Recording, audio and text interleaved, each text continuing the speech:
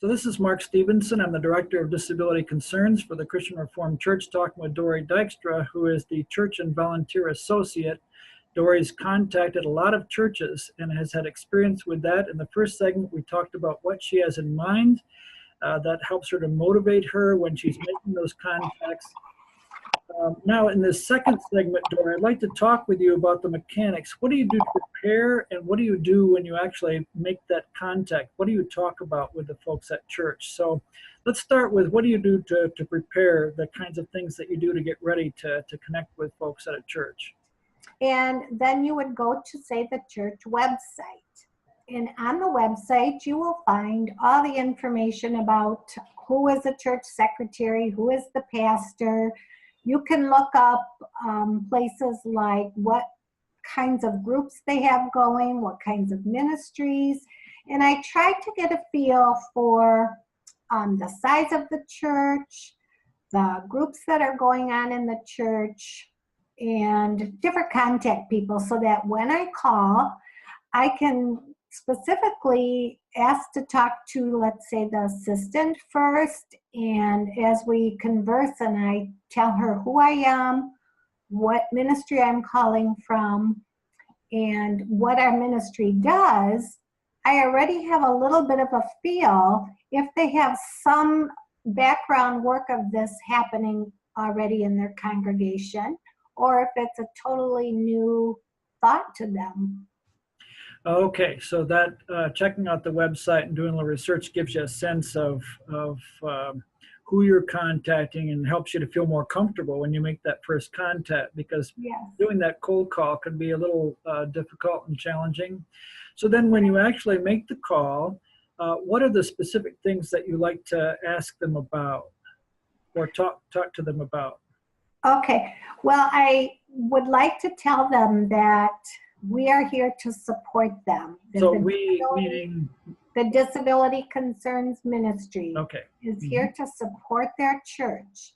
And I like to mention that often when I say disabilities to them, they might be thinking of what they physically see, which is common, but that there are so many hidden disabilities that are often not even thought about.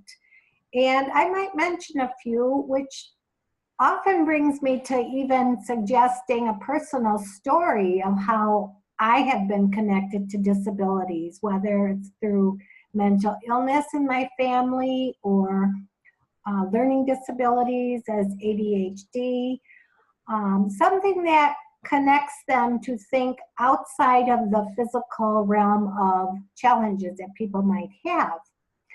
And then I like to briefly share that the Disability Concerns Ministry is there to support them by giving them resources through our manual, giving them encouragement monthly through our monthly e-newsletter. We give resources there. We give a short little devotional.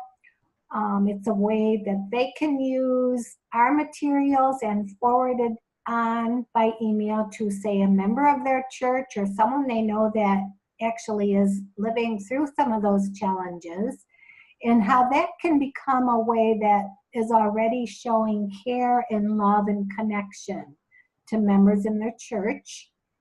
Yeah, basically I give them the short version of how we can support them.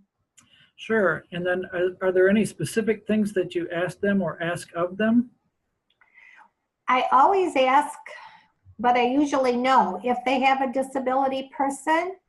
A disability advocate already serving in the church, or a disability. But I do, yes, I do always ask though, because sometimes we are not aware if that person is still continuing that position. They might have moved to another church, or they might not be doing that. So I'll talk about that, and then I'll help them to think of ways to come up with maybe an idea of someone who might be interested, usually by connecting the thought that this person already somehow is connected to disabilities, either themselves or distant. I also will suggest, if nothing's coming to mind, that we use the Office of Deacons as another way to approach having a connection to the church between disability concerns and their church, so that they're receiving any resources that would be helpful, or they're already connected to a larger network of other churches that are also ministering in this way.